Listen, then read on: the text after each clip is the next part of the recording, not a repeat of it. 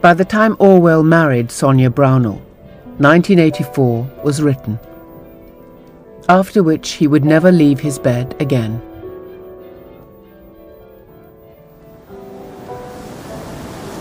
But he left one final warning.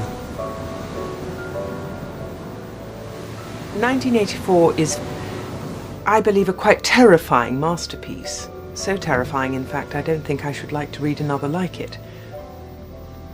I'm not absolutely dissatisfied with it.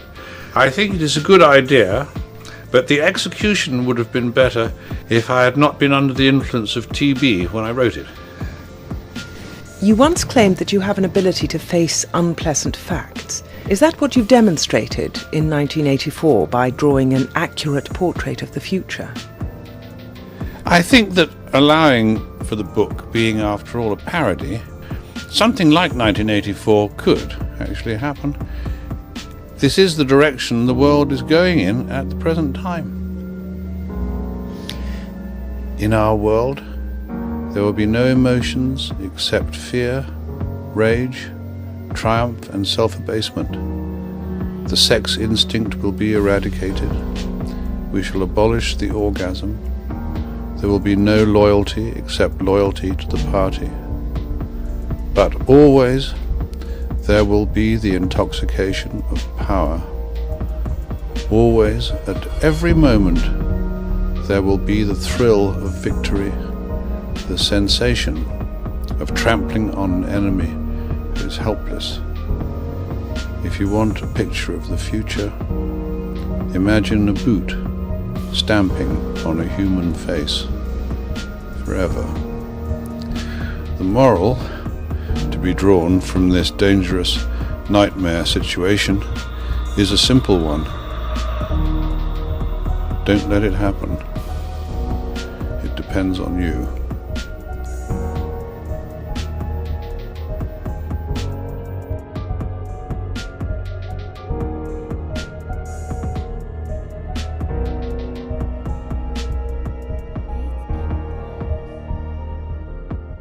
It's the year 1900 and radio has just been invented. Wireless radio transmission. It was the most fabulous invention of the 19th century.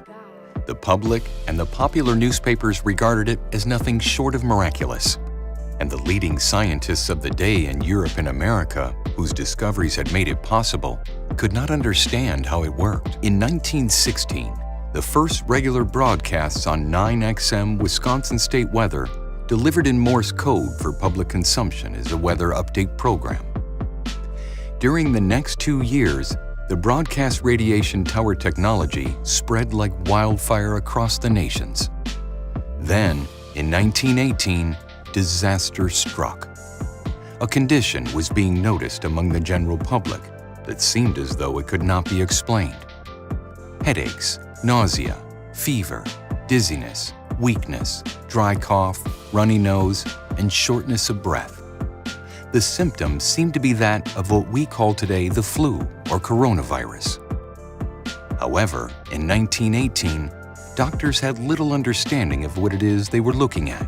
Most of the history written about what was ultimately called the Spanish flu of 1918 was written in hindsight, such as the term influenza virus did not exist until 1931, coined by Ernest William Goodpasture.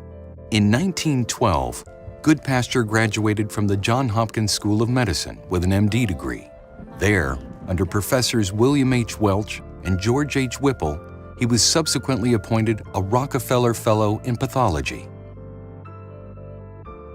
After graduating Johns Hopkins, he joined the Harvard Medical School. In 1919, he undertook the pathological study of the then seemingly unknown pandemic engulfing the world with up to 50 million deaths recorded. In 1931, the Rockefeller Fellow-funded Dr. Goodpasture announced that he had made the breakthrough in recreating and identifying the underlying cause of the Spanish flu pandemic of 1918 to 1920. This was the moment that concreted the belief by the American public, as well as people around the world, that in fact, an influenza virus had killed 50 million people in the 1918 pandemic. John D. Rockefeller and his powerful friends like Frederick Taylor Gates, grandfather to now-known Bill Gates, founder of Microsoft, co-founder of the Johns Hopkins University-sponsored Event 201, that on October 18, 2019, held a live tabletop exercise in New York City simulating a world response to a severe pandemic outbreak of the same influenza strain that was claimed to have killed 50 million in 1918. The same people, the same organizations, and the same cover-up. Based on a team of investigative journalists' research, what appears to have happened in 1918-1920 with the invention of radio is the human body's reaction to the never-before introduction of large-scale radio broadcasting and the overexposure of non-ionized radiation, causing radiation poisoning. The symptoms proclaimed by the Johns Hopkins Organization for the Coronavirus, aka COVID-19, and the symptoms of long-term, low-dose overexposure to non-ionized radio transmission signals are the same and were found to be more likely the cause of the 1918 so-called Spanish flu pandemic. Did they know beforehand that the introduction of air radiation transmission, aka radio transmission, would cause sickness and death? Based on the fact of its cover-up for the past 100 years, it appears to be yes. Yes, they knew, but they did it anyways. Why did they do it? Because of the power it gave to the military-industrial complex and the power to promote propaganda to control the narrative of events like the Spanish flu and future events on the world stage, as well as great economic power is gained by the push and sale of products to the masses by companies owned by guess who? Them.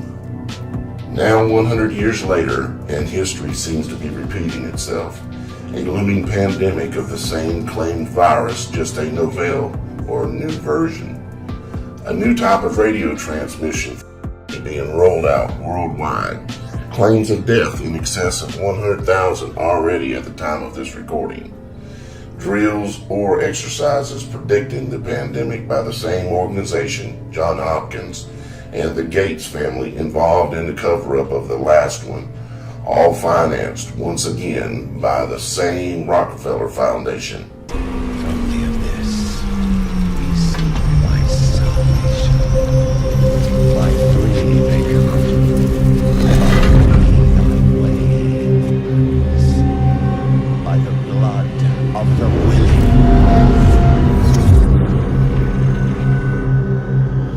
We call thee home.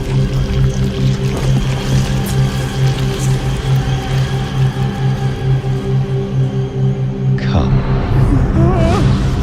Listen, Everett. Thy eternal light protects me. Thy divine wisdom guides me. Though my Open your eyes.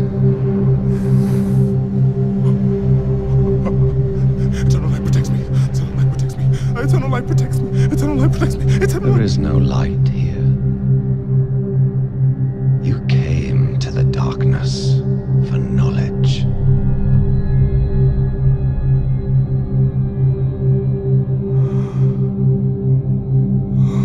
Yes.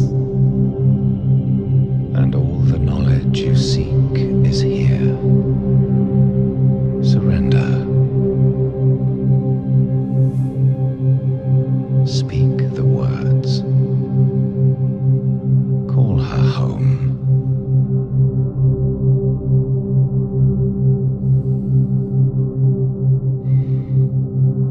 By three they come. By three thy way opens. By the blood of the willing, we call thee home.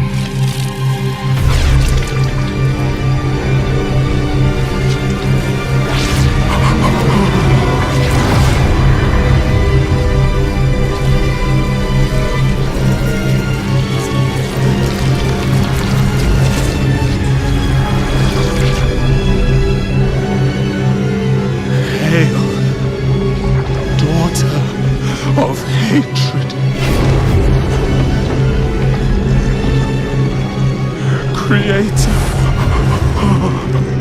of sanctuary.